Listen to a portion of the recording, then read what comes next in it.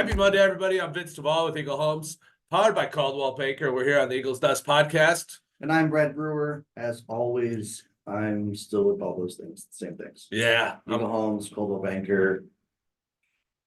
Whatever. His wife. Who's my mother? No, you're with your wife. Oh, yeah, I am with her. Yeah.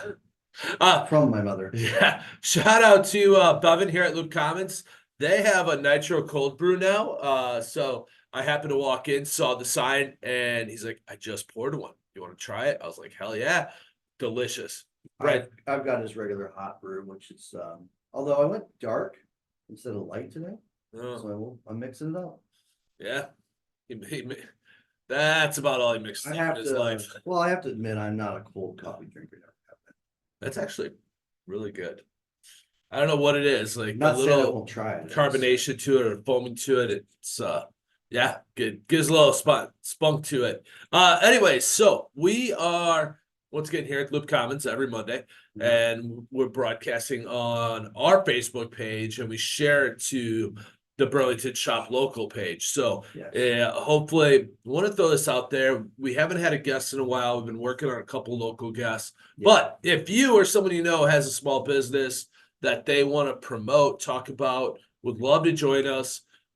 We then put it to a YouTube, turn it into a YouTube video, and you can share it to your Facebook pages, whatever. So don't hesitate to reach out to us. Love to chat with you and have a little bit of fun. Yeah. So this morning, let's do we want to start with June stats, or do we want to start with a little bit of 4th of July activities going on? Let's end on 4th of July. So 4th of July week, big vacation time of year, summer's in full effect.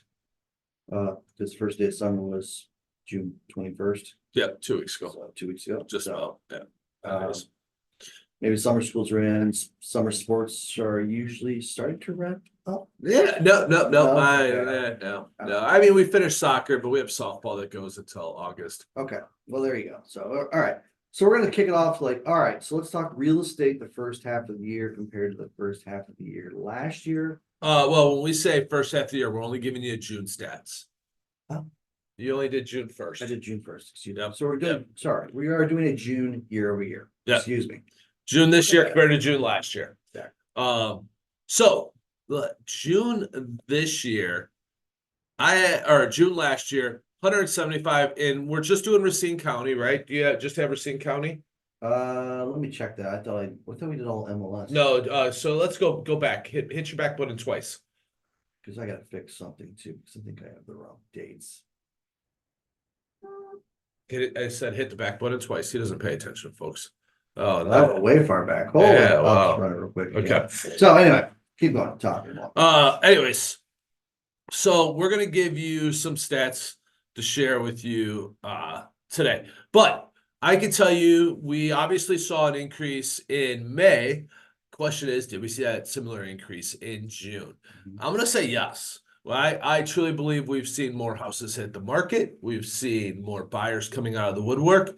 And I'll tell you what's crazy is I'm working with a buyer that we just got him under contract this Friday. Got him under contract in his first house. So we are going just Racine County, or we're going no, just Racine County. Okay. Just Racine County. And you got sold and active in there? I've sold and active and Racine County, and we are looking at single family only, by the way. I don't think we mentioned that yet. Yeah, single family only. MLS. Your dates. There you go. And we're good. All right. So sold in June of last year. I had 175. What'd you have, Brad? 137. So that's going to be down a little bit. That is. How many active homes you have? We have active in range. Right now, active in range is 336. Last year in June, we had 42. All right. So that's going to tell us right now, for those not in the real estate industry, we should have an increase of our absorption rate, which is essentially how many homes are on the market, like number of months inventory you have available. Yep. We can expand that further. So you active in range, you had how many? 336. Sold in June, how many? Sold in June was 137. So we're like 2.5 months of active inventory, give or take. Yeah. So with that being said, here's the kicker. This is the one. What is your average sold price? My our average sold price for this year, June, is Top right. 329. Okay. We were 321 a year ago, so we're up about 8,000. Okay. What's the median sold price? Our median is, where is it? Oh, right there. No, to your right. Over here, sorry. 330. 330. Okay. Yeah. My median sold price was 295. So About 30,000, Yeah. 35,000. Now, for those that don't understand the difference between median and average, it kind of takes the highs and lows out and gives you the a little more of the middle ballpark number, more of your true where the numbers are going to fall. Okay. It's a little interesting on that.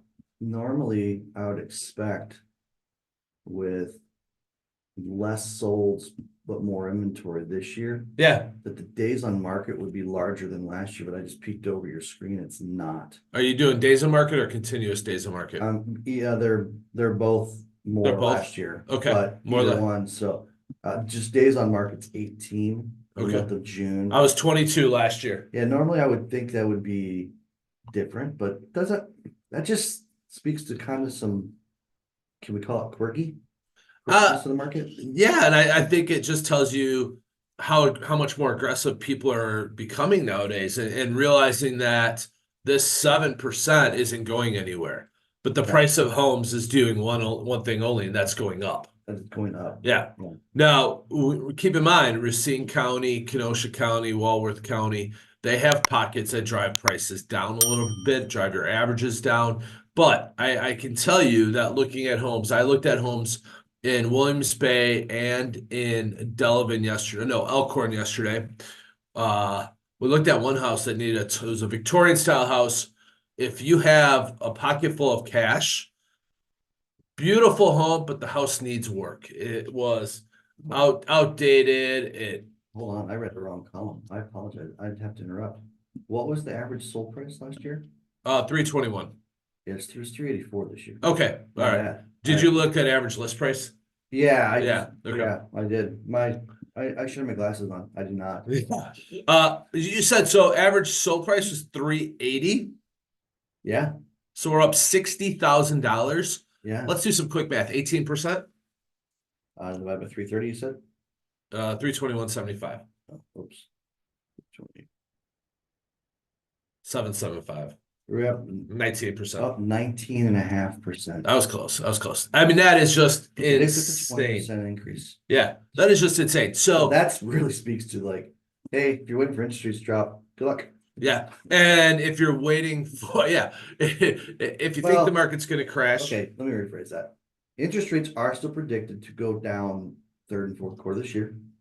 Okay, we are in the third quarter, so we'll be watching that and kind of keeping everybody up to date on that. But we just keep hearing this. Well, I'm gonna wait till the prices drop. Yeah. Well, I don't mind hearing we're gonna wait for home prices to drop. I don't like hearing crash. Crash is highly unlikely. Drop, probably it's not gonna happen for years. I'm going to gamble it, man, and I would say crash. We will not crash for at least another 3 to 5 years, if we even crash. I don't think we'll crash. Yeah, I think we'll see a leveling out at some point. Of pricing, yep, I agree. Probably less than 5% drop. I think we're seeing some things that people confuse for dropping when they're really not. So I'm gonna give an example. It's kind of raw. So last year, excuse me, this year, let's say you put your home in the market for 350 and you end up getting only 320. People might think that's A crash. a crash or the price dropping, because last year when the inventory was super low and the year before when it was super low, they would have had multiple offers, gone over ask, no matter what, because that was happening a lot. No, it's just I think sellers kind of have this, and agents are probably guilty of it to a degree, of expecting a certain increase Yeah. of value that's just not there. I also think that, using an experienced agent and understanding how they're pricing your home, is important, because if you have a number in your head and that number is 350 and your agent walks in and says, your house is not worth 350. Yeah. Here is 10 other homes within a quarter-mile radius similar to yours that sold for 325, and you tell your agent, no, I'll put it on the market for 350. Don't get upset when your offer comes in at 325 or 330. Yeah. And I think that's you're doing yourself a justice. And it's hurting you, because it's just going to sit there longer, and then people will lowball you no matter what. And it's a lot of it has to do with too is style, uniqueness of a home Yeah. can definitely play a role. I have 3 listings coming up. 2 of the 3 are very unique in different ways. One's unique in its style. The other is unique in it's a 9-bedroom, 4-bath. Like, Wow. Where's the comp for that? Yeah. Where is the comp for that? It probably likely doesn't exist. If it does, I don't know if it exists in the last 6 months, which is what appraisers like to go off of, Right. So it's really going to take some additional calculation. I told the sellers, I said, I'm not gonna lie, this one's gonna be a tough comparison. One, where it's located, the neighborhood is a mix of residential and industrial, which can play a role. 2, True. where am I gonna find a 9-bedroom, 4-bath to compare it to? That's not maybe on the lake. Yeah, that's a good question. I don't even know how many 9 bedrooms are on the lake. Any lake. Maybe other than Geneva, but the home's not gonna be a $10 million home. Right. There's probably some 9 bedrooms on Geneva, but then we're talking, above $10 million home. This is gonna be bedrooms. That's This crazy. is gonna be maybe a $400,000 to $500,000. Once I figure out any comps I can figure out. So I am gonna be looking at things like square footage, stuff like that. So it's a unique thing too, because that's the other thing I always hear when we look at these statistics is, why don't you guys ever, because we haven't said it yet, and other than this just made me think of it. How often do you say you talk price per square foot? I think it depends. I mean, if it's a basic house, I do talk price per square foot. If If it's it's- subdivision, Yeah. like not cookie cutter neighborhood, necessarily just a subdivision. Yeah. Similarly square footed homes. Similar style, or of course, condos. Basement, garage. Right. Basement, There's yeah. got to be a lot to talk that. There's got to be a lot of similarities. Yeah. And then when you do talk it, I think you then have to, if you're comparing a house with a 2-car garage to a no-car garage, you got to, add that value in and say, hey, that's going to add, another $1 per square foot, or $2, whatever it Yeah. might be, It's so the adjustments are depending on there, the size of the house. but then here's the another one that kind of it's hard to calculate is, all right, well, these updates versus this one's been updated in the last 5 years versus this hasn't been updated in 20 years. Right. So there's some money put into it, Yep. So then you have to go into, all right, what is your best return for your dollar? Kitchens and bathrooms are usually the best return for your dollar. Yep. Somebody asked the other day, like, it was with the 9-bedroom, of course. Is that a big value? I'm like, I don't know. The bedroom's like maybe 5 to 10 grand. Yeah. For every bedroom. They're not a huge value. Right. But anyway, so some very interesting stats. Anything else you see from last year that you think would be kind of Beneficial? Yeah. No, I think I think a part of it, a huge part of it is that price point, right? Yeah. I think people have to understand that rates are actually up. They're actually down a little bit from last year at this time. Mhm. Okay. We were like 7.2 last year at this time compared to just over 7. Now, just because we're talking, those are averages. Mhm. I have a buyer that was a conventional buyer that just got pre-approved at 6.5. I have an VA buyer that was approved at 6.675. And then an FHA buyer that also was approved at like 6.4. So now keep in mind that they all have good credit scores. They're all putting some money down, except for my VA. My VA buyer is doing no money down. Yep. If you're a veteran and you are not sure about your VA benefits, suggest you reach out to the VA to find out about your VA benefits, because you can go no money down. My buyer actually got under contract because he is a veteran. Like, kudos to that seller to recognize that and be like, hey, you know what, I want a vet to have this house. And hey, like I get the chills just thinking about that was their reaction. Now we as agents can't talk about that or push it, but No, but they expressed that's the reason, and I wanted to share it. well, I'm glad they did that because um cash, conventional VA, VA loans get a really kind of a bad rap. Oh yeah. They're usually very qualified buyer Yep. to get the VA loan. Of course, they're well deserving to get the VA, being obviously some type of a veteran, Right. and then I don't know, I just those lenders that have those, are really solid. There's a couple things extra. You have the termite inspection, and then of course, similar like the USDA and FHA, you're looking for the peeling paint and stuff Right. like that. But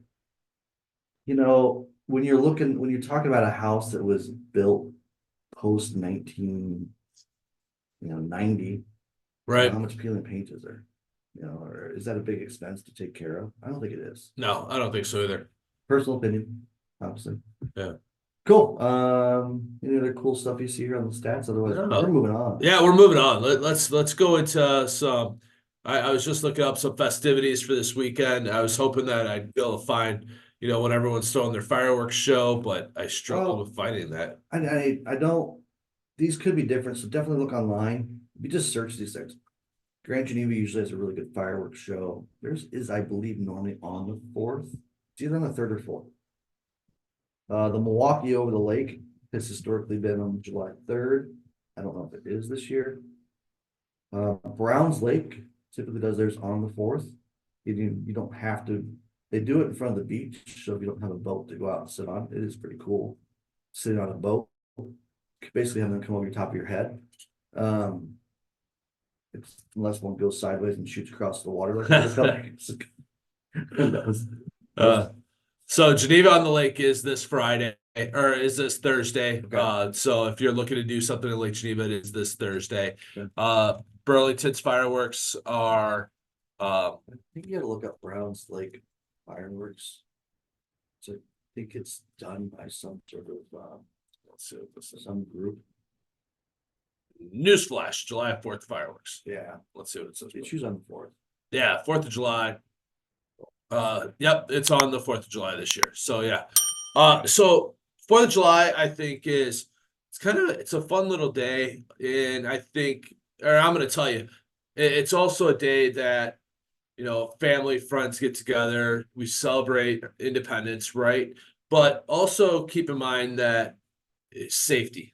We are going to a 4th of July festivity at some friend's house that they have this wagon set up, like a 40-foot, not wagon, trailer, flatbed trailer, that all of their fireworks are linked together, right? So I'm hoping everything's nailed down and glued down correctly and well, and then they get all the fuses put together, and they light one fuse and they watch it go off for 45 minutes. Really? 45 minutes of fireworks. And they actually want to do it. They actually want to make it longer. There's gotta be some prep time. It is. It is. Like they sent me some pictures, and they have these these mortar type canisters that are set up on they screwed down to this trailer, and they're all set up. I just like them to track their prep time sometimes. They don't. Man, they gotta have an idea, but yeah, I'd love to know what that would be, because that is to just light it once and then just sit there. So it's totally cool for them too, the ones that built it, because then they're not working it. They can this could be the first year that they're lighting it once. Oh, so we'll see how it goes. In the past, they had some fuses put together and they light them and they kind of go off. Then they go back and light some more, kind of go off.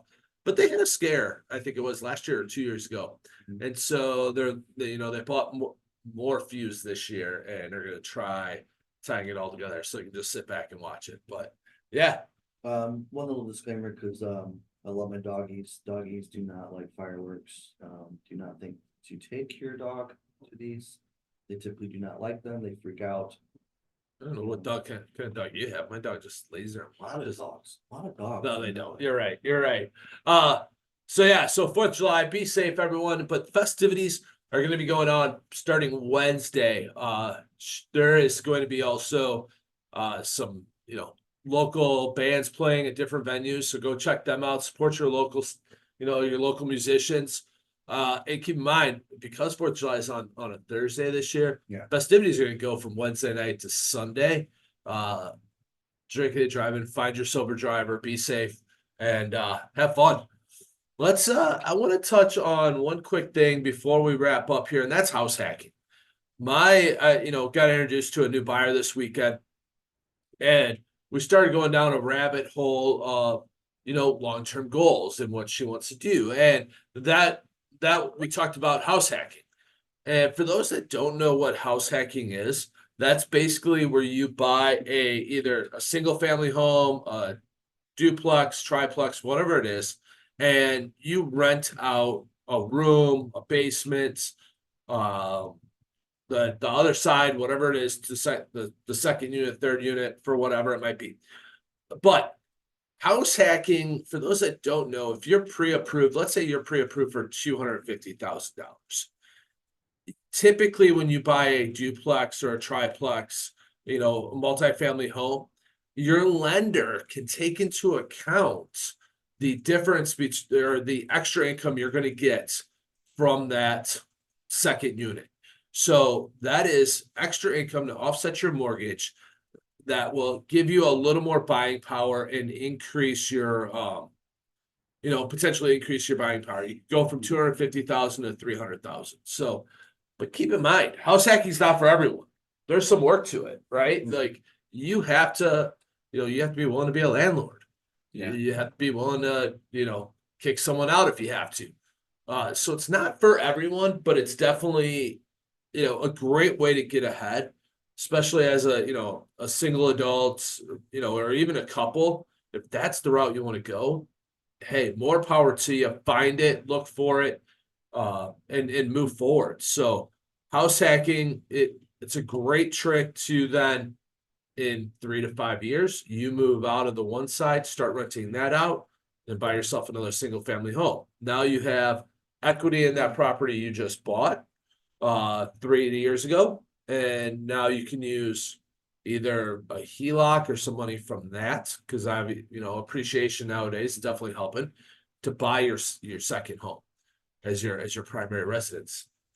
Yeah, or, house hacking's not, I'm kind of doing a little future comment here is house hacking's pretty good too. Like if we do see maybe a dip in the market in 3 or 5 years and you bought that home that way and you've been basically, somebody else has been paying part of your mortgage and paying down your equity.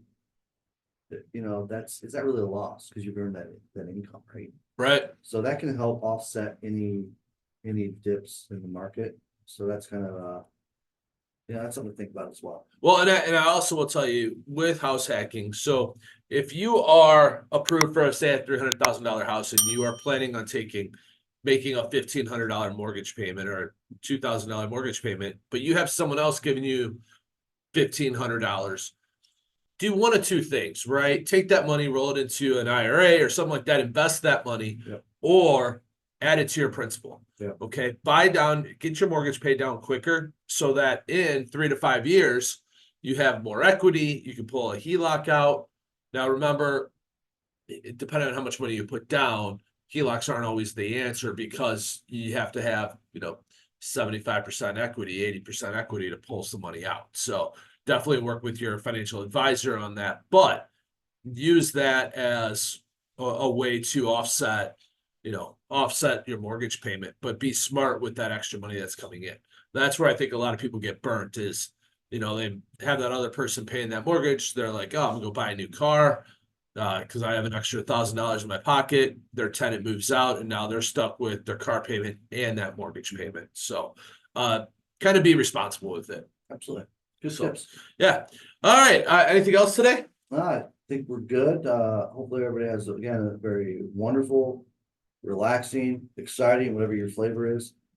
Great 4th of July. Spend time with friends, family, and whatever else. Yeah. Have a great week, everyone. We'll talk to you later. Bye.